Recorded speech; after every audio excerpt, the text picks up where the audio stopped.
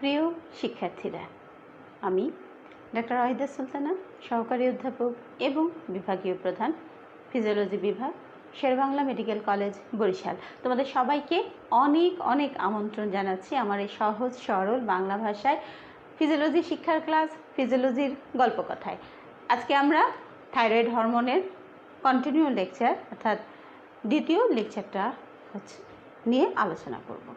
আমরা গত ক্লাসে থাইরয়েড হরমোন সিনথেসিস, ফাংশন এগুলো নিয়ে কথা বলেছিলাম। আজকে তার প্যাথোফিজিওলজি নিয়ে কথা বলবো। তার কথা বলার আগে একটা জিনিস নিয়ে একটু কথা বলবো, সেটা হচ্ছে আমরা জানি যে থাইরয়েড হরমোন হচ্ছে দুই ধরনের হয়, T4 দ্য থাইরক্সিন এবং T3 অর ট্রাইআয়োডোথাইরয়েড। অনেক সময় একটা হচ্ছে সাবপ্রোডাক্ট তৈরি হয় যেটার নাম হচ্ছে রিভার্স T3। রিভার্স T3 যেটাকে সংক্ষেপে RT3 বলা হয়। রিভার্স T3 বলা হয় থাকে। এটা হচ্ছে T3-র একটা আইসোটোপ, অর্থাৎ T3-র মতনই আইসোটোপ, যেটা সাধারণত T4 থেকে একটা আয়োডিন সরে গিয়ে ডিআয়োডিনেশন হয়ে, ডিআয়োডিনেশন অর্থাৎ আয়োডিন সরে গিয়ে চারটা আয়োডিন ছিল T4-এর চারটা আয়োডিন থেকে একটা আয়োডিন ডিআয়োডিনেশন হয়ে হচ্ছে T3 তৈরি হয়। এই যে T3টা তৈরি হতে গিয়ে অনেক সময় হচ্ছে এই রিভার্স T3 আর T3 আমরা পাই, যেটাকে বলা হয় T3-র আইসোটোপ। কি হচ্ছে এটা হচ্ছে আয়োডিন হচ্ছে ইনঅ্যাক্টিভ, তারা হচ্ছে ফাংশনালি অ্যাক্টিভ নাই। এবং এই রিভার্স T3 আমরা যখন নর্মাল রুটিন টেস্টের হরমোনের আমরা থাইরয়েডের জন্য মেজার করতে চাই, তখন কিন্তু রেজাল্ট T3 ইম্পর্টেন্ট না, কিন্তু কখনো কখনো খুব অ্যাকিউট সিনড্রোম হয়, পেশেন্ট খুব সিক পেশেন্টের ক্ষেত্রে, সিক হচ্ছে ইউথাইরয়েড সিক সিনড্রোম যেটা হচ্ছে, সেরকম সিক সিনড্রোম পেশেন্ট অনেক বেশি ঠিক আছে, সেই ক্ষেত্রে আমরা হচ্ছে এই টেস্টটা করে দেখা যায় যে রিভার্স T3টা অনেক এলিভেটেড আছে, অর্থাৎ T4 থেকে T3 তৈরি না হয়ে রিভার্স T3 তৈরি হচ্ছে বেশি পরিমাণে। এবং এই যে রিভার্স T3 এটা আর কখন বেশি হয়, যখন আমরা স্টারভেশনে থাকি। স্টারভেশনের সময় রিভার্স T3 বেশি পাওয়া যায়, বিশেষ করে যারা খুব বেশি ডায়েটিং করে, যারা হচ্ছে এখন মডেল বা হচ্ছে অনেকেই আছে অ্যানোরেক্সিয়া নার্ভোসাতে ভোগে, যারা প্রচণ্ড ডায়েটের কারণে খাবার প্রতি তাদের যে তীব্র অনীহা তৈরি হয়, যেটাকে আমরা বলি অ্যানোরেক্সিয়া নার্ভোসা যে কেস, সেক্ষেত্রে অর্থাৎ সিভিয়ার যখন স্টারভেশন করি আমরা, সিভিয়ার যখন ডায়েটিং করি আমরা, স্টারভেশন আসলে ডায়েটিং বলা উচিত না, স্টারভেশন আসলে গরিব মানুষরা যখন না খেয়ে থাকে, আর যখন খাওয়া থাকার পরও আমরা না খেয়ে থাকি, সেটা হয়ে যায় প্রয়োজন নাই। ঠিক আছে, তাহলে আজকে আমাদের পড়া সেটা হচ্ছে প্যাথোলজি অর্থাৎ হাইপো এবং hyper state of thyroid hormone, যেটাকে আমরা আরেকটু বলবো সেটা হচ্ছে abnormal production of thyroid hormone. তাহলে থাইরয়েড হরমোন যদি কমে যায় তাহলে কি হবে, যদি বেড়ে যায় তাহলে কি হবে? তাহলে হাইপো, যদি কমে যায় তাহলে হাইপো, আর যদি বেড়ে যায় তাহলে হাইপার। তাহলে হাইপোথাইরয়েডিজম এবং হাইপারথাইরয়েডিজম। আমরা যখন ফাংশন করেছিলাম, আমরা যদি থাইরয়েডের ফাংশনটা একটু খেয়াল করি, তাহলে আমাদের জন্য হাইপারথাইরয়েডিজমের সিমটম বোঝা কোনো ব্যাপার না। একটা গল্প বলি, এটা আমি স্টুডেন্টদের প্রায়ই বলি, যে এক সময় বিখ্যাত একজন অখণ্ড ভারতের বিখ্যাত একজন চিকিৎসক ছিলেন, যিনি নাম ছিল বিধানচন্দ্র। সে বিধানচন্দ্র বলা হতো যে উনি রোগী যখন তার চেম্বারে ঢোকে তখনই উনি রোগ ডায়াগনোসিস করে ফেলতে পারে। রোগীর সাথে যখন হাত মেলান তিনি, ততক্ষণে তার রোগ ডায়াগনোসিস করা হয়ে যায়। কথাটা হচ্ছে আমাদের যে পড়াশোনা, সেটা যদি আমরা একটু মনোযোগ দিয়ে খেয়াল করি, একটু আনন্দ নিয়ে বুঝে পড়াটা পড়ি, তাহলে আমরা প্রত্যেকেই বিধানচন্দ্র হতে পারবো। এমন কিছু বিশেষ কিছুর প্রয়োজন হয় না, থাইরয়েড পড়লে আমরা সেটা বুঝতে পারবো।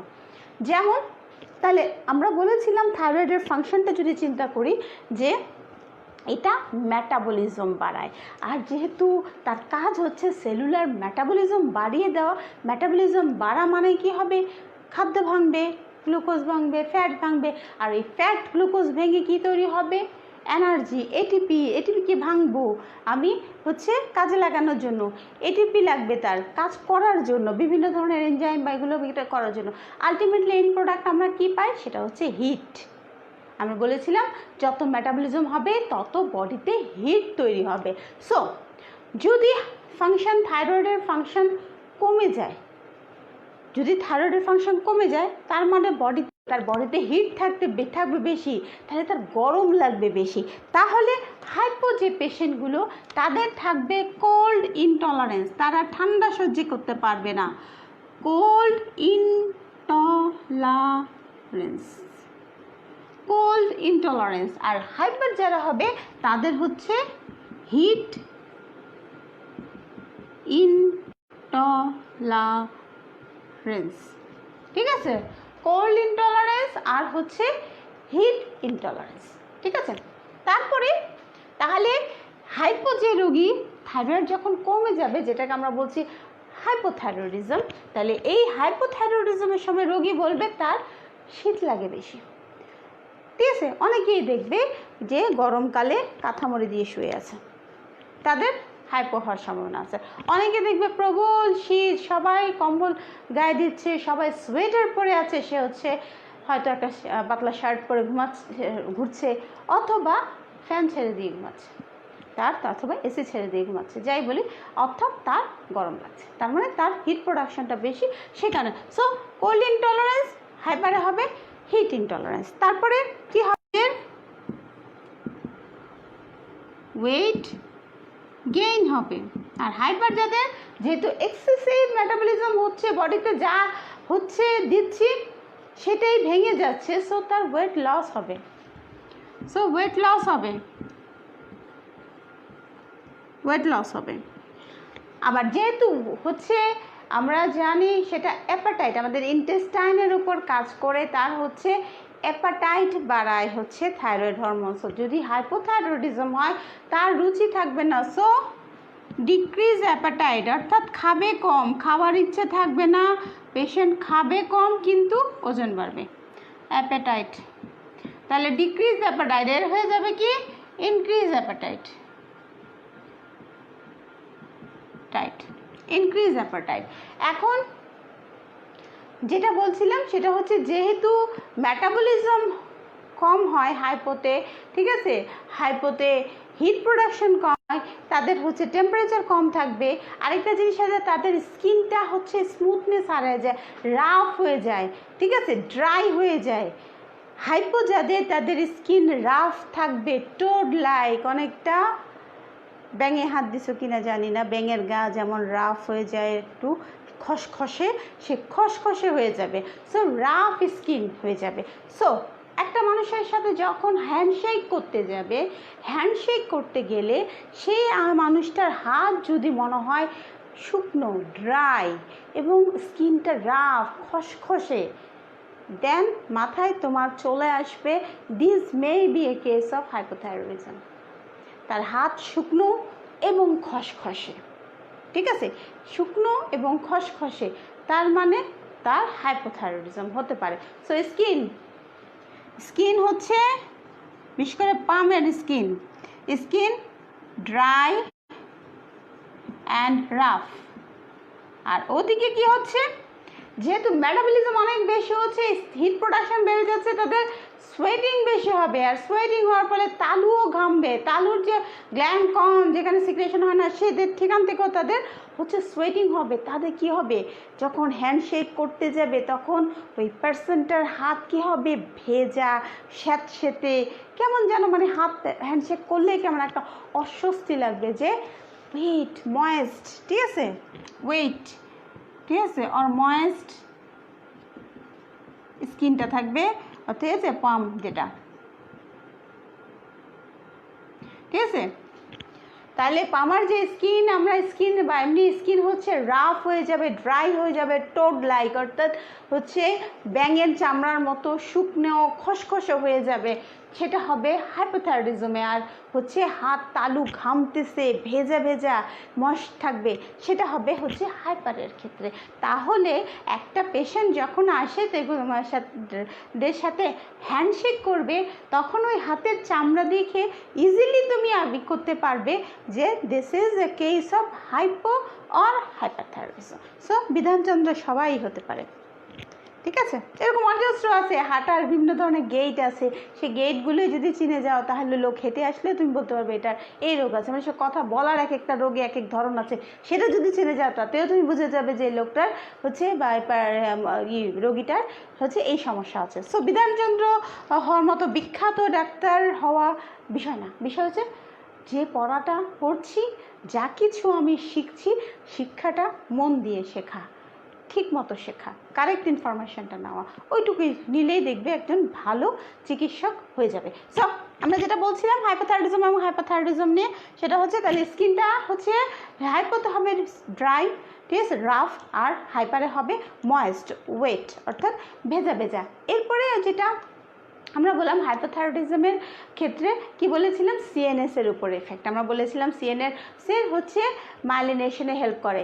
বাচ্চাদের ক্ষেত্রে হাইপোথাইরয়েডিজম যদি ডেভেলপ করেনি, সেহেতু তার হচ্ছে সেই হচ্ছে নার্ভাস সিস্টেমের যে মেইন সেন্ট্রাল নার্ভাস সিস্টেমের যে ডেভেলপমেন্ট, সেই ডেভেলপমেন্টটা হবে না, তার বুদ্ধিশুদ্ধি, আইকিউ এগুলো হচ্ছে কম থাকবে, ঠিক আছে, অর্থাৎ প্রতিবন্ধী টাইপের বা হচ্ছে শিশু হবে।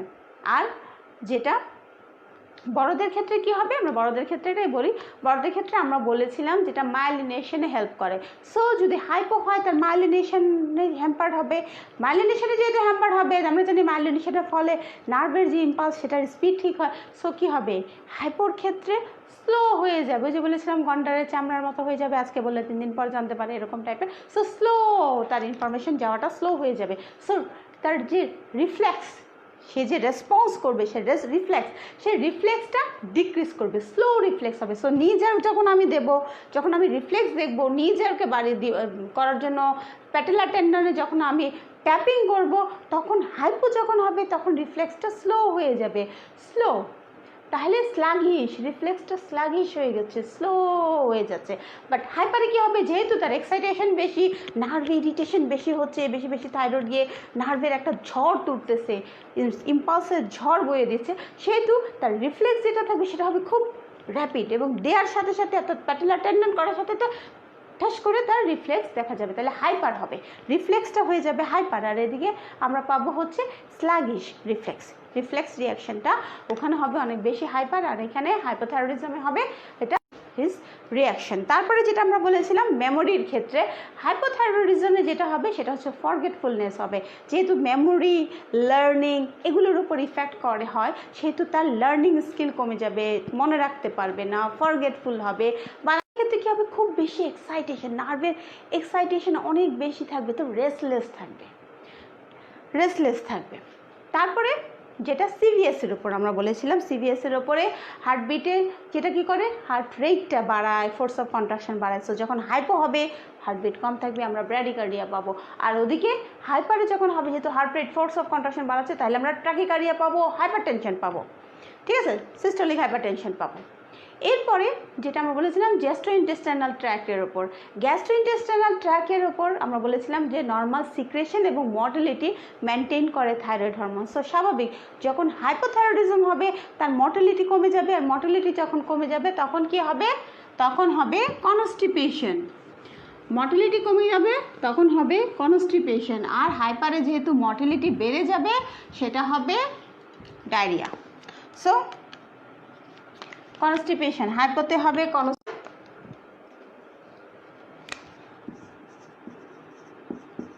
কনস্টিপেশন, আর হাইপারে হচ্ছে ডায়রিয়া।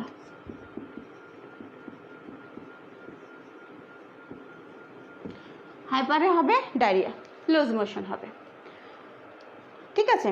তারপরে যেটা আমরা বলেছিলাম যে হাই রেসপিরেশনের উপরে রেট এবং বাড়াবে, তাহলে ট্যাকিপনিয়া যেটা হচ্ছে আমাদের রেসপিরেটরি রেট মিক্সিডিমা আমরা পড়বো, সেখানে দেখব।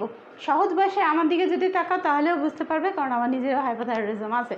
তো থাইরয়েডের সমস্যা আমার নিজেরও আছে, ওয়েট কন্ট্রোল করা মুশকিল হয়ে যায়, ঠিক আছে, গালের ফোলা ভাব কমানো মুশকিল হয়ে যায়। সো তাহলে হাইপোথাইরয়েডিজমের যেটা সর্বশেষ সেটা হচ্ছে আমরা বলেছিলাম যে রিপ্রোডাক্টিভ লাইফের ওপর ইফেক্ট থাকবে। তাদের হচ্ছে মেনস্ট্রুয়েশনে অনেক বেশি ব্লাড লস হবে, ম্যানোরেজিয়া হবে, বেশি ব্লাড লস হবে, সো ম্যানোরেজিয়া হবে। মোটামুটি হাইপো আর হাইপার যদি আমরা ফাংশনটা একটু খেয়াল করি, ফাংশনটার দিকে যদি মনোযোগ দিই, একটা যেটা জরুরি জিনিস বলা হয়নি, আমরা বলেছিলাম যে এলডিএল লেভেল, কোলেস্টেরল লেভেল, সেগুলো হচ্ছে এলডিএলের রিসেপ্টর বাড়িয়ে লিভারে নিয়ে যায়।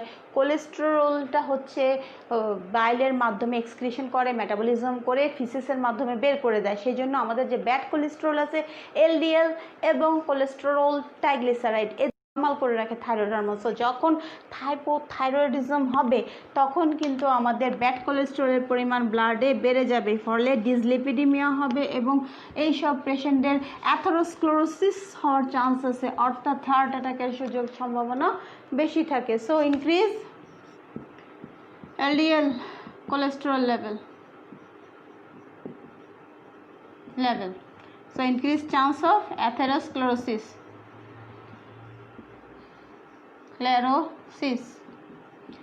ঠিক আছে, এদের অ্যাথেরোস্ক্লেরোসিস হওয়ার চান্স হাইপোথাইরয়েডিজমে বেশি থাকবে। সো তাহলে এখন আমরা সরাসরি চলে যাই। তো কেন হবে? সো হাইপোথাইরয়েডিজম,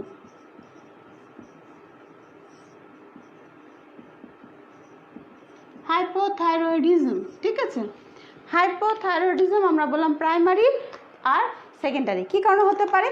প্রাইমারি হাইপোথাইরয়েডিজম হচ্ছে due to the fault in the thyroid itself, অর্থাৎ থাইরয়েডের নিজের কারণে। কী কারণে?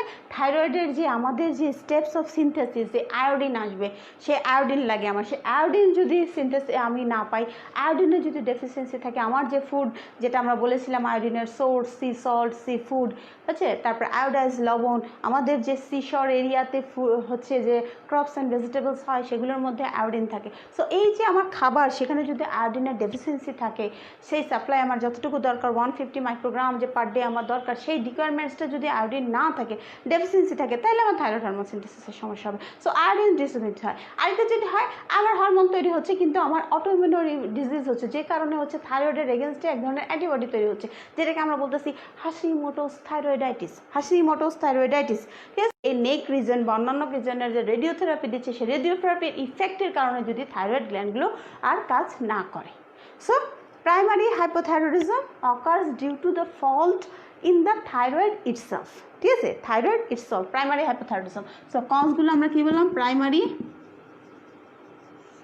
hypothyroidism. hypothyroidism এর মধ্যে আমরা কি বললাম? আয়োডিন ডেফিসিয়েন্সি,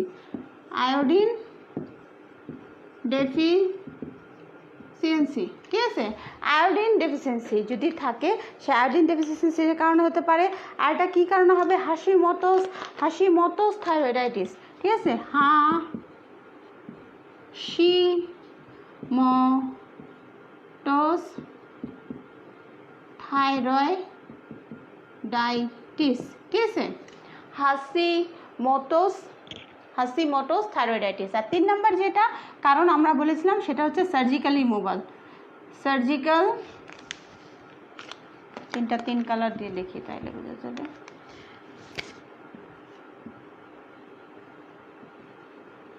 আমরা হচ্ছে থাইরয়েড গ্ল্যান্ড যেটা নিয়ে অন্য কোথাও সমস্যা হয়, তাহলে থাইরয়েড বাদ দিয়ে আরেক জায়গায় কোথায় সমস্যা হতে পারে? হাইপোথ্যালামাস হতে পারে, পিটুইটারিতে হতে পারে, ঠিক আছে। অর্থাৎ হাইপোথ্যালামো পিটুইটারি যে এক্সিস, সেই এক্সিসের সমস্যার কারণে যদি থাইরয়েড হরমোন তৈরি হয়, সমস্যা হয়, কমে যায়, তখন এটাকে আমরা বলতেছি সেকেন্ডারি হাইপোথাইরয়েডিজম।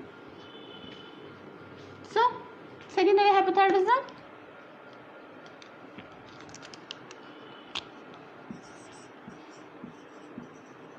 secondary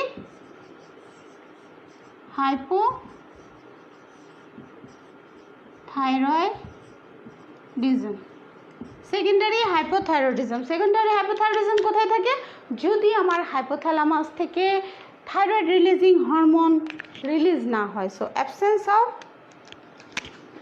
তাহলে এখানে হবে problem in hypothalamus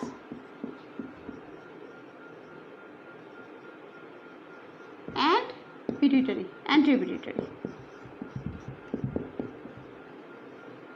hypothalamus and anteripituitary। তাহলে সেকেন্ডারি হাইপোথাইরয়েডিজম কেন হবে? যদি আমার হাইপোথ্যালামাস অথবা অ্যান্টিপিটিউটারিতে সমস্যা থাকে, অর্থাৎ absence of thyroid releasing hormone and thyroid stimulating hormone, এই দুটো যদি আমার সিক্রেশনের সমস্যা হয়, সেগুলো এসে আমার থাইরয়েড হরমোনকে স্টিমুলেট, থাইরয়েড গ্ল্যান্ডকে স্টিমুলেট করবে না, ফলিকুলার সেলকে স্টিমুলেট করবে না, ফলিকুলার সেলকে যদি স্টিমুলেট না করে, আলটিমেটলি আমি থাইরয়েড হরমোন পাবো না। কী কী ধরনের আমাদের প্যাথোফিজিওলজি হতে পারে? ঠিক আছে, একটা হচ্ছে যে আমাদের যে হাইপোথাইরয়েডিজম সেটা কনজেনিটাল হতে পারে আর অ্যাকোয়ার্ড হতে পারে। কনজেনিটাল কখন? যদি মাতৃগর্ভে থাকা অবস্থায় আমার সমস্যা, অর্থাৎ বাচ্চা বর্ন হয় যদি হচ্ছে ডায়োডিন হচ্ছে হাইপোথাইরয়েডিজম নিয়ে, অর্থাৎ কনজেনিটাল কজ অফ হাইপোথাইরয়েডিজম। এটা সুন্দর করে জ্ঞাননে একটা লিস্ট দেওয়া আছে, তোমরা সেই লিস্টটা দেখো। Congenital cause of hypothyroidism, congenital কজের কী কারণ হতে পারে একটু যদি তোমরা চিন্তা করো, কী কী কারণ হতে পারে মনে মনে চিন্তা করো, দেখো দেখি।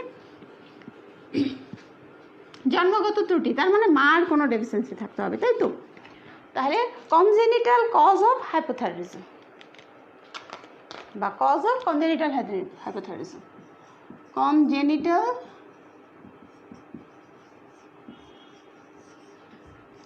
হাইপোথাইরয়েডিজম। ঠিক আছে, কনজেনিটাল হাইপোথাইরয়েডিজম কী কী কারণে হবে? একটা হচ্ছে যদি প্রেগনেন্সির সময় মায়ের যদি আয়োডিন ডেফিসিয়েন্সি থাকে, মা যে খাবার খাচ্ছে সেখানে সাফিসিয়েন্ট আয়োডিন নাই, অধিকাংশ ক্ষেত্রে যেটা হয় আমাদের দেশে, বিশেষ করে যেটা বলেছিলাম যে সমুদ্র থেকে দূরে যে অঞ্চলগুলো, সেই অঞ্চলগুলোতে আয়োডিনের ডেফিসিয়েন্সি থাকে, কারণ ওখানকার শস্যে বা খাবার যেগুলো মাটিতে হয়, শস্য, বীজ, সবজি যা কিছু হয়, এগুলোতে আয়োডিনের পরিমাণ কম থাকে, যেহেতু সমুদ্র থেকে দূরে, সেই কারণে তাদের খাবারে আয়োডিন ডেফিসিয়েন্সি থাকে। আর তার মধ্যে আমাদের ফুড হ্যাবিট ঠিক নাই, আমরা তো শুধু ভাত খেতে জানি, সো আমরা যে খাবারটা খাচ্ছি সেই খাবারে সাফিসিয়েন্ট আয়োডিন থাকে না। এই কারণে কি হয়, মার কিন্তু আয়োডিন ডেফিসিয়েন্সি থাকে। আর মার যখন আয়োডিন ডেফিসিয়েন্সি থাকবে, একটা পর্যন্ত হচ্ছে বাচ্চারা যে ইন্টারফিয়ারেন্ট লাইফে কিন্তু মার উপর ডিপেন্ড করবে। ঠিক আছে, মার উপর ডিপেন্ড করবে। পরবর্তীতে হচ্ছে শিশুর যে হচ্ছে থাইরয়েড গ্ল্যান্ড সেটা কাজ করে সে প্রোডাকশন শুরু করবে, তার আগ পর্যন্ত কিন্তু মোটামুটি মার উপরই হচ্ছে শিশু থাইরয়েডের জন্য ডিপেন্ড করে। যেন মার যদি থাইরয়েড আয়োডিন ডেফিসিয়েন্সি থাকে, সেক্ষেত্রেও হচ্ছে বাচ্চার হতে পারে। আরেকটা ব্যাপার যে বাচ্চা যে থাইরয়েড হরমোন তৈরি করবে তার জন্যও তার আয়োডিন লাগবে, সো সেই আয়োডিন তো সে মা থেকেই নেবে। সো যদি ডেফিসিয়েন্সি হয়, বাচ্চার থাইরয়েড হরমোন বাচ্চার গ্ল্যান্ডেও তৈরি করতে পারবে না, যেহেতু আয়োডিন ডেফিসিয়েন্সি আছে। সো ম্যাটারনাল যে ফুড, সেখানে যদি আয়োডিন ডেফিসিয়েন্সি থাকে, অর্থাৎ maternal iodine deficiency is the first cause. তাহলে maternal iodine deficiency, maternal iodine deficiency, maternal iodine deficiency, মার যদি আয়োডিন ডেফিসিয়েন্সি থাকে। দ্বিতীয় যেটা কি আছে, ফিটাল থাইরয়েড ডিসজেনেসিস, অর্থাৎ কনজেনিটালি যদি বাচ্চার থাইরয়েড গ্ল্যান্ড তৈরি না হয়, সেক্ষেত্রে তাহলে ফিটাল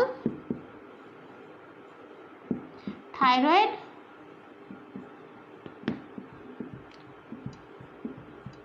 ডিসজেনেসিস। ঠিক আছে, তাহলে ফিটাল থাইরয়েড ডিসজেনেসিস, অর্থাৎ থাইরয়েড গ্ল্যান্ড কনজেনিটালি যদি তৈরি হতে সমস্যা হয়, সেক্ষেত্রে হচ্ছে এই কনজেনিটাল হবে।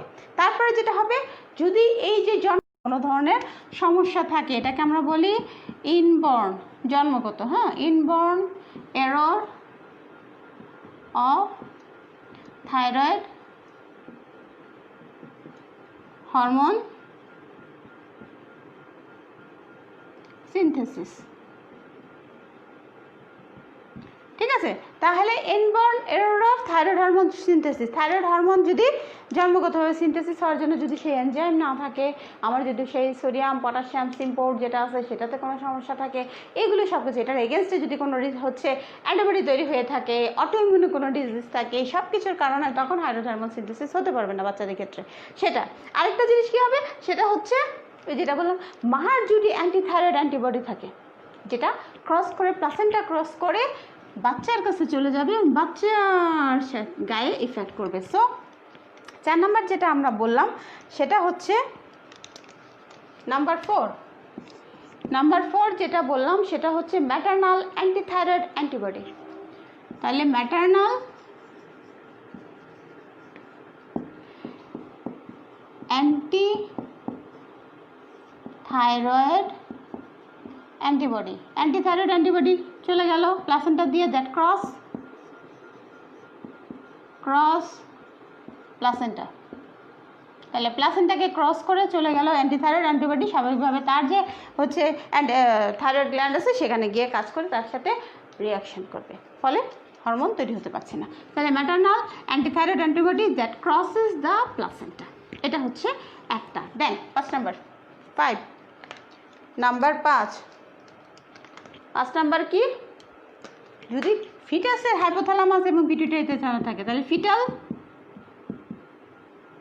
হাইপোথ্যালামো, ঠিক আছে, ফিটাল হাইপোথ্যালামো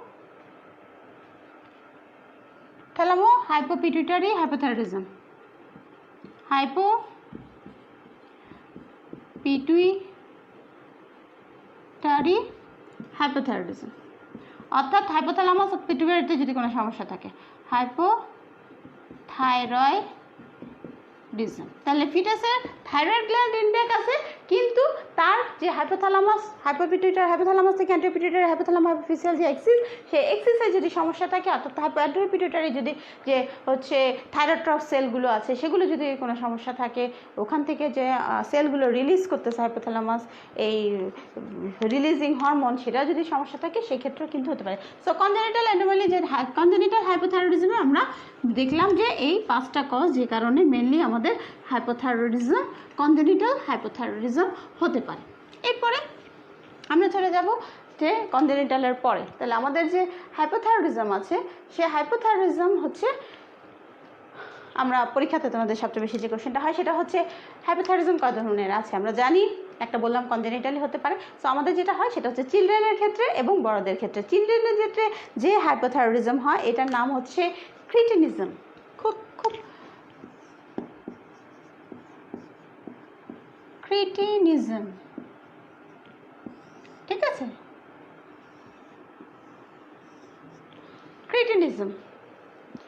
ক্রিটিনিজম মানে কি, যদি ফিটাল লাইফে এক্সট্রিম হাইপোথাইরয়েডিজম হয়, ফিটাল লাইফ, ইনফেন্সি এবং চাইল্ডহুড, ফিটাল লাইফ, ইনফেন্সি এবং চাইল্ডহুড পিরিয়ডে যদি এক্সট্রিম হাইপোথাইরয়েডিজম হয় তখন যে ফিচারটা আছে, ফিচারগুলো আমরা পাই, যে কন্ডিশনটা আমরা পাই সেটাকে আমরা বলি ক্রিটিনিজম। আর যে বাচ্চাটা যে বেবিটা হচ্ছে এই ক্রিটিনিজমের সাফার করে তাকে আমরা বলি ক্রিটিন বেবি, ঠিক আছে, ক্রিটিন বেবি, ঠিক আছে।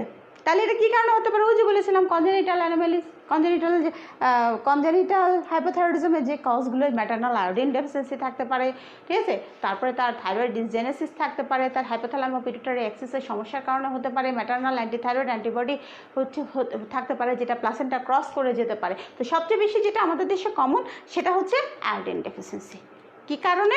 এন্ডেমিক ক্রিটিনিজম বলি আমরা। এন্ডেমিক ক্রিটিনিজম ওই যে বললাম আমাদের যে উত্তরবঙ্গে, সেখানে হচ্ছে যেহেতু সমুদ্র থেকে অনেক দূরে, সেখানে আয়োডিন নেই, সেখানে শস্যে, সেখানে ফসলে, সবজিতে, সেগুলোতে আয়োডিনের ডেফিসিয়েন্সি আছে, ফলে খাবারে তারা আয়োডিন কম পাচ্ছে, মা কম পাচ্ছে মা থেকে, এবং ইভেন বাচ্চা হওয়ার পরে বাচ্চা যে খাবার খাচ্ছে সেই খাবারেও আয়োডিন কম থাকছে, তার ফলে কি হচ্ছে, সে হচ্ছে ক্রিটিনিজমে ভুগছে। এবং ক্রিটিনিজম খুব খারাপ একটা জিনিস, কারণ হচ্ছে যেহেতু ব্রেনের সিএনএসের ডেভেলপমেন্ট করে thyroid hormone infancy and childhood পিরিয়ডের এই সময়ে, যেহেতু ব্রেন ডেভেলপমেন্ট, সিএনএসের সেরিব্রাম এদের ডেভেলপমেন্টের জন্য হচ্ছে থাইরয়েড হরমোন প্রয়োজন হয়, তাহলে যদি থাইরয়েড ডেফিসিয়েন্সি থাকে স্বাভাবিকভাবে এই বাচ্চাগুলোর ব্রেন ডেভেলপ হবে না, অর্থাৎ তারা বুদ্ধি প্রতিবন্ধী হবে।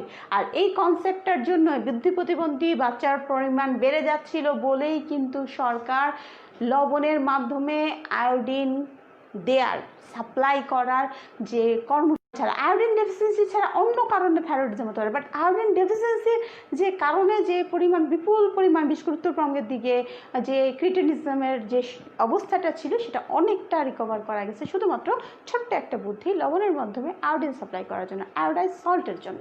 সো তাহলে ক্রিটিন বেবি আমরা যেটা বলছি, যেহেতু একটা বিশাল অঞ্চল জুড়ে আয়োডিন ডেফিসিয়েন্সি থাকে, ক্রিটিনিজম। এখন এন্ডেমিক প্যান্ডেমিক এই শব্দগুলো আজকাল তোমরা সবাই জানো, যে কোনো একটা অঞ্চলে যদি হয় তখন এটা হচ্ছে এন্ডেমিক, আর বিশাল পৃথিবীর বিশাল জুড়ে যদি হয় সেটাকে বলে প্যান্ডেমিক, যেটা এখন করোনা ভাইরাসের কারণে হচ্ছে প্যান্ডেমিক, আমাদের প্যান্ডেমিক অবস্থা চলতেছে। সো এন্ডেমিক ক্রিটিনিজম ফিচার কী হবে একটা ক্রিটিন বেবির বাচ্চাদের? আমরা যখন গ্রোথ হরমোন পড়েছিলাম, সে গ্রোথ হরমোন আমরা বলেছিলাম যে একটা ডুয়ার্ফিজম, স্বাভাবিকভাবে আমরা বলছি ক্রিটিন বেবি কী হবে, শর্ট হবে, ডুয়ার্ফ হবে। কিন্তু যে বাচ্চাটা মাত্র জন্মালো, তার তো আর হাইট আমি মান করতে পারবো না, তার হাইট তো বের করা সম্ভব না, ঠিক আছে? সো এবং সে বুদ্ধিমান না, সে ইডিয়ট কি না, সেটাও তো আমরা তাকে দেখে বুঝতে পারবো না, তাই না? সো তাদের কিছু মাইলস্টোন থাকতে হবে। সো সাধারণত যেটা ফিচার আমরা বলি যে স্টান্টেড গ্রোথ অর্থাৎ ডুয়ার্ফিজম হয় বাচ্চাদের ক্ষেত্রে। কিভাবে আমরা তাহলে বলেছিলাম থাইরয়েড ইডিওটিক লুক থাকবে, আর কিউ কম থাকবে, ঠিক আছে? আর যেটা কিছুগুলো ক্রিটিনিজমের হচ্ছে সেটা হচ্ছে ডিলেইড মাইলস্টোন। আমরা জানি প্রত্যেকটা বাচ্চা কোন বয়সে বসবে, হামাগুড়ি করবে, দাঁড়াবে, হাঁটবে, প্রত্যেকটার একটা সময় আছে, কখন দাঁত উঠবে, কখন সে কথা বলবে, এইগুলোকে আমরা বলি মাইলস্টোন। মাইলস্টোন মানে তোমরা সবাই জানো, রাস্তায় যে মাইল ফলক 1 মাইল কিলোমিটার পর একটা করে দ্বীপ বসিয়ে রাখে, যে এটা আমার সে গন্তব্য থেকে এখনও কত দূর আছে, কিলোমিটার বোঝানোর জন্য। ঠিক তেমনি আমরা যে জন্মাচ্ছি, আমরা যে বড় হচ্ছি, আমাদের একটা মাইলস্টোন আছে, কোন বয়সে গিয়ে আমার পিউবার্টি হবে, কোন বয়সে আমি এতটুকু লম্বা হবো, কখন গিয়ে আমার এই লেন্থ বাড়া বন্ধ হয়ে যাবে, সব কিছুই আমাদের মাইলস্টোন। বাচ্চাদের ক্ষেত্রেও সে মাইলস্টোন আছে। সো ডিলেইড হয়ে যাবে মাইলস্টোন, অর্থাৎ যে বয়সে বাচ্চাটার বসার কথা সে বসবে না, ঠিক আছে, তখন সে বসবে না, তার ঘাড় সোজা হওয়ার কথা, সে ঘাড় সোজা করতে পারছে না, তখনও ঘাড় পড়ে যাচ্ছে, বসতে পারছে না। হামাগুড়ি দেওয়ার কথা, 1 বছর হয়ে গেছে, সে হামাগুড়ি দেওয়ার কাছে না, 1.5 বছর হয়ে যাচ্ছে, দাঁড়াচ্ছে না বাচ্চা, তারপর 2 বছর হয়ে যাচ্ছে, হাঁটছে না বাচ্চা।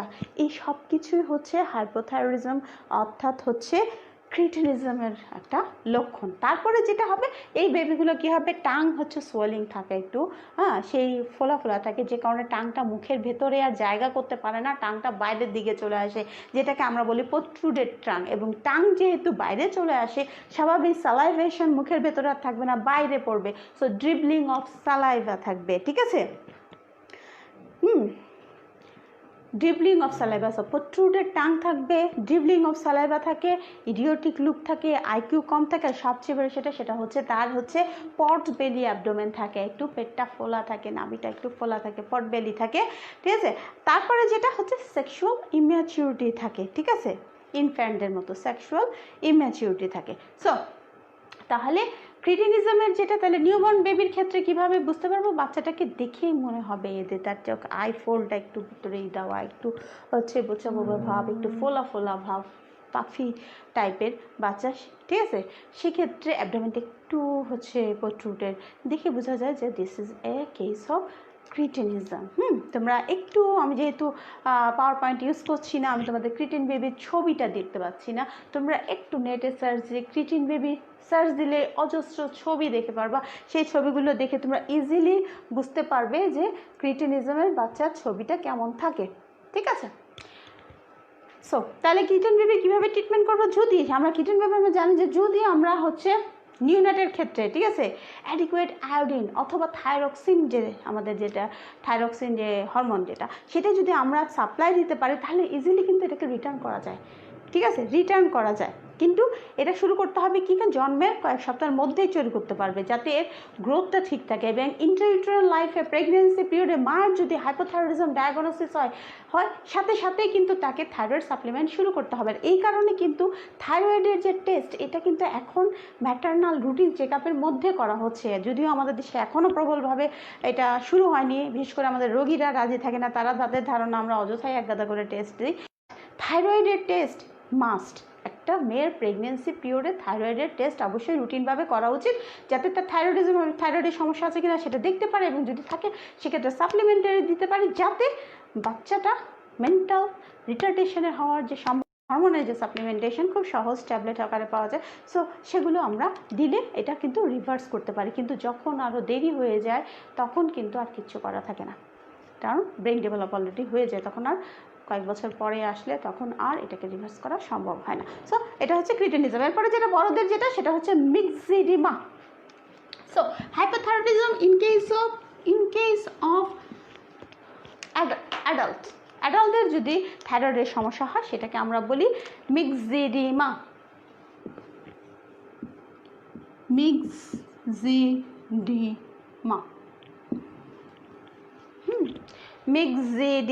মিক্সিডিমা মানে হচ্ছে যাদের থাইরয়েড হরমোন ডেফিসিয়েন্সি থাকে এল্ডারলি এজে। কী করে কেনা যাবে? মোস্ট কমন কজ সাধারণত থাইরয়েডের অ্যান্টিবডি তৈরি হয়, যেটাকে আমরা বলি হাশিমোটোস থাইরয়েডিস, অর্থাৎ অটোইমিউন ডিজিজ তৈরি হয়, সেটা হচ্ছে থাইরয়েডের এগেনস্টে হচ্ছে অ্যান্টিবডি তৈরি হবে। এছাড়া আর কী কারণ হতে পারে? ওই যে আয়োডিন ডেফিসিয়েন্সি, যদি কোনো কারণে আয়োডিনের সমস্যা থাকে, যদি থাইরয়েড থেকে টিআরএস হাইপোথ্যালামাস থেকে থাইরয়েড রিলিজিং হরমোন সিক্রেট হওয়া কোনো কারণে কমে যায়, থাইরয়েড অ্যান্টিপিটিউটারি থেকে থাইরয়েড স্টিমুলেটিং হরমোন সিক্রেশন কমে যায়, এবং থাইরয়েড গ্ল্যান্ডে যদি কোনো ধরনের সমস্যা হয় হঠাৎ করে, সেই ক্ষেত্রে হচ্ছে আমরা মিক্সিডিমা পাবো। নামটা মিক্সিডিমা কেন বলছি বলো? ঠিক আছে, এই যে মিক্সিডিমা বলছি এর কারণ হচ্ছে এইসব পেশেন্টের চেহারা ফোলা থাকে এবং তাদের নন পিটিং ইডিমা হলে, আমরা জানি পানি যখন ইন্টারস্টিশিয়াল স্পেসে জমা হয় তখন ওটাকে আমরা ইডিমা বলি। এই যে ইডিমা নর্মাল নিয়ম হচ্ছে আমরা যখন টিপ দিব, কোনো জায়গায় চাপ দিব, পানি থাকলে সে বসে যাবে, এটাকে আমরা বলি পিটিং ইডিমা। অর্থাৎ চাপ দিলে গর্ত হয়ে যাবে। কিন্তু থাইরয়েডের সবচেয়ে বড় ব্যাপার হচ্ছে তাদের হচ্ছে নন পিটিং ইডিমা, অর্থাৎ চাপ দিলে বসে যাবে না, মনে হবে জেলির মতো সরে গেল, ঠিক আছে, তাদের মনে হবে যেন জেলির মতো সরে যাচ্ছে, এটাকে আমরা বলি নন পিটিং ইডিমা। কী কারণে নন পিটিং ইডিমা হয়? নন পিটিং ইডিমা হচ্ছে ডিউ টু দ্য মিউকোপলিস্যাকারাইডস, ঠিক আছে, ঠিক আছে, হাইলুরোনিক অ্যাসিড এবং কন্ড্রোইটিন সালফেট, এটা প্রোটিনের সাথে বাইন্ড করে এক ধরনের জেল লাইক সাবস্টেন্স তৈরি করে। এই জেল লাইক সাবস্টেন্স তৈরি হওয়ার জন্য, ঠিক আছে, এটা হচ্ছে এরকম ফোলা ভাব হয়, কিন্তু এবং যেহেতু এটা জেলির মতো সেহেতু চাপ দিলে এ সরে যায়, দেবে যায় না, এবং এই যে মিউকোপলিস্যাকারাইড থেকে এই নামটা আসছে মিক্সিডিমা।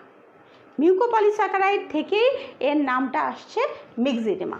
সো নন পিটিং ইডিমা আর কি ফিচার থাকবে? প্রথমে যেটা হচ্ছে সোয়েলিং অফ ফেস, চেহারাটা ফোলা থাকবে, এই যে চাপ দিলে আমি বুঝবো যে সেখানে নন পিটিং ইডিমা আছে, গায়ে যেখানে চাপ দিই সেখানে নন পিটিং ইডিমা হবে। তারপরে কি চোখের নিচে ফোলা ব্যাগিনেস আন্ডার আইজ, মনে হচ্ছে ছোটো দুটো ব্যাগ দিয়ে রাখছে চোখের নিচে, ঠিক আছে, চোখের নিচে মনে হবে দুটো ব্যাগ আছে। একটু মনে রাখতে হবে যারা অ্যালকোহল খায় নিয়মিত তাদেরও কিন্তু চোখের নিচে ব্যাগিনেস থাকে। সো সেটার সাথে হাইপোথাইরয়েডিজম মিক্সিডিমার ব্যাগিনেসটাকে এক করলে হবে না। So bagginess under the eye. তারপরে বললাম নন পিটিং এডিমা, ফোলা ভাব, কিন্তু চাপ দিলে কোনো পিটিং অর্থাৎ দেবে যাবে না, নন পিটিং এডিমা। তারপরে যেটা আমরা যে হাইপোথাইরয়েডিজমের যত ফিচারগুলো সেগুলো একটু চিন্তা করি, ফ্যাটিক থাকবে, অল্পতে উইক হয়ে যাবে, কেন? মেটাবলিজম হচ্ছে না, তাতে এনার্জি তৈরি হচ্ছে না, তাতে এটিপি ভাঙতেছে না, সো এনার্জি সে পাচ্ছে না, সো ফ্যাটিক থাকবে। তারপরে কি হবে? তার একটুতেই সে হাঁপিয়ে যাবে, ওয়েট গেইন হবে, স্কিন ড্রাই হবে, রাফ হবে, ঠিক আছে, স্ক্যারিনিস থাকবে, তার ব্র্যাডিকার্ডিয়া হার্ট রেট কম থাকবে, ব্র্যাডিকার্ডিয়া থাকবে, ভয়েস চেঞ্জ হবে, ভয়েসের এরিয়া হাস্কি ভয়েস থাকবে, যে আমাদের যে ভয়েস কর্ড আছে, ভোকাল কর্ড আছে, ওইখানে ইডিমা হয়, সেই কারণে যেটা হয় যে হাস্কি ভয়েস হবে। তারপরে কী হবে? মেন্টালি স্লো হয়ে যাবে, সে কাজ যা করবে, চিন্তা সব স্লো হয়ে যাবে, রিফ্লেক্স যেগুলো থাকবে সেগুলো স্লো হয়ে যাবে, স্বাভাবিকভাবে কনস্টিপেশন হবে, ফিমেল হলে ম্যানোরেজিয়া হবে, ঘুমে ডিস্টার্ব হবে, রেগুলার স্লিপ হয় না, রিদমিক স্লিপ হবে না, সে সারাক্ষণ ঝিমুবে, ঠিক আছে, ফ্যাটিক ভাব করবে এবং ঝিমুনি হবে বেশি। তারপর সবচেয়ে বড় যে প্রথম পয়েন্ট সেটা হচ্ছে কোল্ড ইন্টলারেন্স, সে তার প্রচণ্ড শীত লাগবে, ঠান্ডা সহ্যই করতে পারবে না। আরেকটা কি? অ্যালোপেশিয়া হবে, চুল পড়ে যাবে। সো তাহলে মিক্সিডিমা কি বললাম? যেহেতু নন পিটিং টাইপের ইডিমা তৈরি হয় মিউকোপলিস্যাকারাইড কন্ড্রোইটিন সালফেটের সাথে এক ধরনের জেল মিশে এক ধরনের জেল লাইক সাবস্টেন্স তৈরি করে। এই সাবস্টেন্সগুলো চামড়ার নিচে যেটা সাবস্টেন্স টিস্যুতে জমা হওয়ার কারণে যেহেতু এটা জেলি লাইক চাপ দিলে নিচের দিকে যায় না, পানি যেমন চলে যায়, সেজন্য এটা নন পিটিং এডিমা হয়। আর যেহেতু মিউকোসেফালোস্যাকারাইড হচ্ছে, সেই কারণে এটার নাম হচ্ছে মিক্সড এডিমা। ফিচারে আমরা যেগুলো হাইপোথাইরয়েডিজমের ফিচার, সবগুলি ফিচারই আমরা মিক্সড এডিমাতে পাচ্ছি। সো হাইপোথাইরয়েডিজম কীভাবে হবে, এবার আসি আমরা হাইপোথাইরয়েডিজম। একটু তার আগে একটু হাশিমোটোস থাইরয়েডাইটিস নিয়ে বলে দেয়। এটা হচ্ছে একটা অটো ইমিউন ডিজিজ, থাইরয়েড গ্ল্যান্ডের এগেনস্টে হয়, সাধারণত মিডল এজড থাকে, এবং ঠিক আছে থাইরয়েডের এক ধরনের অটোইমিউন রিয়াকশন হয়, এক ধরনের থাইরয়েডাইটিস হয়, অর্থাৎ ইনফ্লামেশন হয় থাইরয়েড গ্ল্যান্ডের। সে ধীরে ধীরে কী করে, ডিটোরিয়েশন হতে পারে, সেলগুলো ডিস্ট্রাকশন হতে থাকে এবং ফাইব্রোসিস হতে থাকে গ্ল্যান্ডের, ঠিক আছে। ফলে কি হচ্ছে, থাইরয়েড যে সিক্রেশন সেগুলো ডিমাইনিসড আর অ্যাবসেন্ট হতে থাকে। অর্থাৎ সে যে থাইরয়েড সেল, ফলিকুলার সেলগুলো, সেই ফলিকুলার সেলগুলোতে ইনফ্ল্যামেটরি রিয়াকশন করে এবং সেলগুলোকে আস্তে আস্তে ডিস্ট্রয় করতে থাকে। ফলে ওইখানে সেলের পরিবর্তে ফাইব্রোসিস হতে হতে হতে হতে পুরো গ্ল্যান্ডটাতে থাইরয়েড সেল থাকতে না, থাইরয়েড হরমোন সিক্রেশন হওয়া বন্ধ হয়ে যায়। এটাকে আমরা বলতেছি হাশিমোটোস থাইরয়েডাইটিস। হাশিমোটোস নামক জাপানি একজন পার্সন, যে হচ্ছে বিজ্ঞানী, যিনি এটা করছিলেন, তার নাম অনুসারে এটাকে বলা হয় হাশিমোটোস থাইরয়েডাইটিস। সো আমরা যে হাইপারথাইরয়েডিজম নিয়ে একটু কথা বলি, সেটা হচ্ছে হাইপারথাইরয়েডিজম ডায়রিয়া থাকবে, ডায়রিয়া থাকবে, পালপিটেশন থাকবে, প্রেশার থাকবে, সব কিছুই থাকবে। কী কারণে হবে হাইপারথাইরয়েডিজম? একটা হচ্ছে থাইরয়েড যদি বেশি বেশি কাজ করে, থাইরয়েড ওভার অ্যাক্টিভিটি। কী কারণে? যদি কোনো ধরনের টিউমার হয় থাইরয়েড, এটা একটা সলিটারি টক্সিক অ্যাডিনোমা বলি আমরা। সলিটারি হতে পারে, সিঙ্গেল একটা ছোট হচ্ছে, অথবা কি হয় অনেকগুলো ছোট ছোট, পুরো থাইরয়েডের আমার যে গ্ল্যান্ডটা আছে, এই যে ফলিকল দেখা যাচ্ছে এরকম ছোট ছোট ছোট ছোট হচ্ছে নোডিউল তৈরি হয়ে গেল, ঠিক আছে। মাল্টি নোডিউলার টক্সিক গয়ডার হয়ে যায়, অর্থাৎ মাল্টিপল নোডিউলার হচ্ছে নোডিউল তৈরি হয়ে যায় এবং এরকম হয়ে যায়। আরেকটা কিন্তু হচ্ছে অটোমেটিক রিয়াকশন, হাশিমোটোস থাইরয়েডিস, এখানেও হাইপারথাইরয়েডিজম হতে পারে। পর আরেকটা হচ্ছে পিটুইটারি টিউমার, একটা পিটুইটারিতে টিউমার তৈরি হলো, যেখান থেকে থাইরয়েড স্টিমুলেটিং হরমোন অর্থাৎ টিএসএইচ বেশি বেশি বের হলো। বেশি বেশি বের হলে সে থাইরয়েড গ্ল্যান্ডকে বেশি বেশি স্টিমুলেশন করে বেশি বেশি হচ্ছে থাইরয়েড হরমোন সিক্রেশন করাতে পারে, থাইরয়েড হরমোন তৈরি করতে পারবে, ঠিক আছে। আবার কি মিউটেশন হয়ে এমন একটা হতে পারে, রিসেপ্টর তৈরি হলো টিএসএইচ এর জন্য বেশি, ফলে মিউটেশন হয়ে বেশি বেশি টিএসএইচ এর রিসেপ্টর তৈরি হলো, ফলে টিএসএইচ সিক্রেশন হয়ে এই রিসেপ্টরের উপরগুলো কাজ করে বেশি বেশি থাইরয়েড হরমোন তৈরি করাতে পারে, ঠিক আছে। আর আরেকটা কি, আর্টিফিশিয়াল হতে পারে। যদি আমরা অ্যাডমিনিস্ট্রেশন, কেউ হয়তো হাইপোথাইরয়েডিজম আছে, তাকে আমরা এমন ওষুধ দিতেই থাকলাম দেখা যাচ্ছে হাইপোথাইরয়েডিজম হয়ে গেল, এটা আয়ারটোজেনিক, হ্যাঁ, এটা এই কারণে। অথবা শরীরের অন্য কোথায় thyroid tissue, ectopic thyroid tissue তৈরি হলো, যেখান থেকে থাইরয়েড হরমোন সিক্রেশন হচ্ছে। সো সব মিলিয়ে হচ্ছে হাইপোথাইরয়েডিজম হয়ে যাবে। থাইরয়েড হাইপোথাইরয়েডিজমের ফিচার তাহলে আমরা এটাই যেটা বললাম, তাহলে তার হিট ইনটলারেন্স থাকবে, ওয়েট লস থাকবে, অ্যাপাটাইট অনেক বেশি থাকবে, পালপিটেশন থাকবে, ট্যাকিকার্ডিয়া থাকবে, রেসপিরেশন বেশি থাকবে, সিস্টোলিক হাইপারটেনশন থাকবে, ঠিক আছে। তারপরে কি, ডায়রিয়া থাকবে, তার রিফ্লেক্স অনেক বেশি থাকবে, খুব হচ্ছে মেন্টাল স্ট্রেস থাকবে, যে কারণে সে স্লিপনেস, রেস্টলেস, স্লিপলেস থাকবে, ঠিক আছে। এবং কি হচ্ছে, যে বেশি বেশি ভাঙছে, যেহেতু ভাঙার কারণে কি হচ্ছে, মাসকুলার উইকনেস হবে। এগুলো হচ্ছে হাইপারথাইরয়েডিজম। এখন কথা হচ্ছে, হাইপারথাইরয়েডিজম যখন বেড়ে যায়, হ্যাঁ, হাইপারথাইরয়েডিজমে যখন, ঠিক আছে, বেড়ে যাবে, তখন কি হয়, যে এই যে রেট্রো অরবিটাল রিজিয়নে, রেট্রো অরবিটাল আমাদের চোখের যে পিছনে যে রেট্রো অরবিটাল রিজন, সেই রেট্রো অরবিটাল রিজনে ইডিমা হয়, সোয়েলিং হয়। ফলে পিছনে রেট্রো অরবিটালও জানো যে অপটিক, যে আমার যে আইয়ের যে এরিয়া, অরবিটাল এরিয়া, এর পিছনের দিকে আমাদের নার্ভ বা যেগুলো যেখানে আছে, সেখানে একটা জায়গা আছে। এইখানে যখন ইনফ্লামেশন হয়, এই জায়গাগুলোতে ইনফ্লামেশন হওয়ার ফলে ইডিমা হয়। সো এখানে যখন ইডিমা, আয় ধীরে ধীরে ধীরে ধীরে বাইরের দিকে চলে আসে, চোখটা এরকম বড় হয়ে যেতে থাকে, এটাকে আমরা বলি এক্সোপথ্যালমাস। এটা হচ্ছে এক্সোপথ্যালমাস। অর্থাৎ হাইপারথাইরয়েডিজম যখন টক্সিক স্টেজে যাওয়া শুরু করে, অনেক বেশি হাইপারথাইরয়েডিজম বাড়া শুরু হয়ে যায়, তখন যখন চোখের উপর ইফেক্ট করে এবং চোখটা বাইরের দিকে প্রট্রুশন হয়, তখন এটাকে আমরা বলি এক্সোপথ্যালমাস, ঠিক আছে, এক্সোপথ্যালমাস। এবং এই এক্সোপথ্যালমাস এত বেশি পরিমাণে হতে পারে হচ্ছে, এই যে আইলিড, আমরা আলো চোখে বেশি ঢুকতে দিবে না, একটু পরপর আমরা চোখে পাতা ফেলতেছি, মানে হচ্ছে কি, আমি আমার যে লাইট ঢুকতেছে তাকে লিমিট করতেছে। ফলে যখন হচ্ছে আইলিড বন্ধ হবে না, একটা লোক যখন কন্টিনিউয়াস তাকায় থাকবে চোখের দিকে, পুলিশটা অনেক সময় জেরা করার সময় এ ধরনের ট্রিটমেন্ট দেয়, চোখের দিকে, আয়ের দিকে তাকিয়ে রাখা খুব ডেঞ্জারাস জিনিস। সো যখন তাকিয়ে থাকবে, ফলে ক্যারাটাইটিস হবে তার, কিন্তু এই ক্যারাটাইটিস হবে হচ্ছে চোখ কিন্তু নষ্ট হয়ে যায়। ঠিক আছে। এবং এই যেটা বললাম যে একটা সো থাকে, যেমন স্টেজ হয়ে থাকে, যে যেহেতু ব্লিঙ্ক করতে পারে না, ব্লিঙ্ক করতে না পারলে সে কিন্তু স্লিপ করতে পারবে না, স্লিপ হতে পারে না, পরে আলসারেশন হবে, ঠিক আছে, কর্নিয়াতে কর্নিয়াল আলসারেশন হবে, যেহেতু লাইট পড়ে পড়ে সারাক্ষণ এই যে ময়লা, ডাস্ট, ধুলো যা আসছে কিছু থেকে চোখকে বাঁচাতে পারছি না, সারাক্ষণ সব এসে চোখের মধ্যে পড়ছে, কর্নিয়াতে যে পরে একটা কর্নিয়াতে আলসারেশন হয়। এই ইফেক্টের কারণে কর্নিয়াতে আলসারেশন হয়ে তোমরা ছবি দেখবে ইয়াতে নেটে, তোমরা একটু সার্চ দিয়ে দেখবে, ভয়ঙ্কর রকমের চোখ পুরো মানে আলসার হয়ে ফুলে চোখ নষ্ট হয়ে যায় এবং পার্সন কিন্তু ব্লাইন্ড হওয়ার সম্ভাবনা থাকে।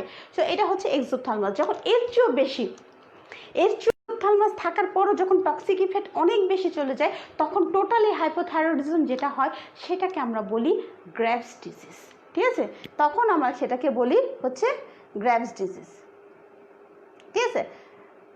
গ্রেভস ডিজিজ, গ্রেভস ডিজিজ হচ্ছে হাইপারথাইরয়েডিজমের extreme form, specially autoimmune disease যখন হয়, যেটাকে থাইরয়েড স্টিমুলেটিং সাথে বাইন্ড করলো, করে কি করলো, এক্সেস হচ্ছে থাইরয়েড প্রোডাকশন করালো, ঠিক আছে, ইনডিউস করালো থাইরয়েড হরমোন প্রোডাকশনটা, ঠিক আছে।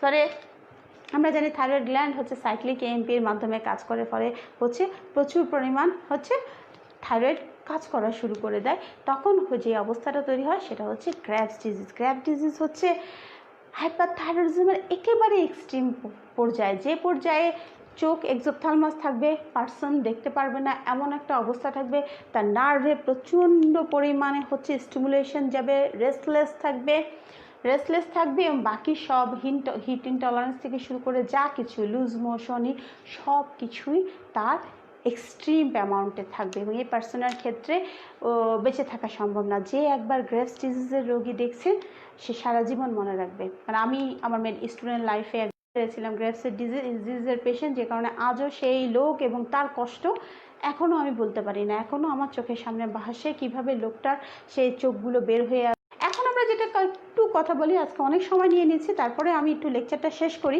সেটা হচ্ছে গয়টার।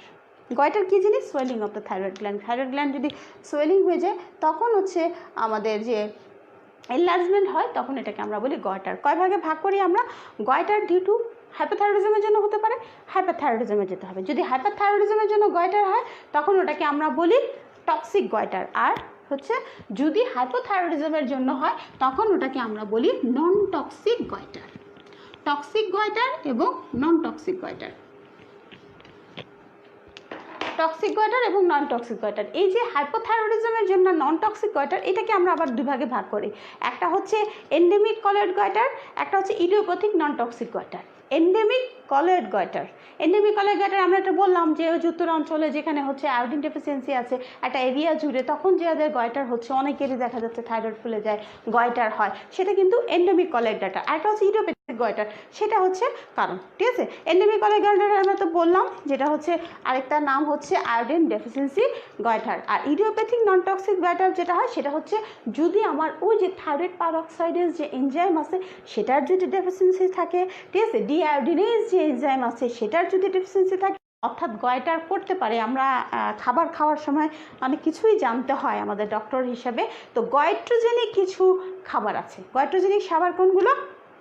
যেটা হচ্ছে যেমন বাঁধাকপি, বাঁধাকপি কিন্তু খুব বেশি পরিমাণে খেতে নেই, ঠিক আছে। সয়াবিন, আমরা যদিও সয়াবিনের তেল খাই, সেটা গয়ট্রোজেন আছে যেগুলো হচ্ছে এই টক্সিক গয়টার করতে পারে সে, এবং এর নাম হচ্ছে গয়ট্রিন।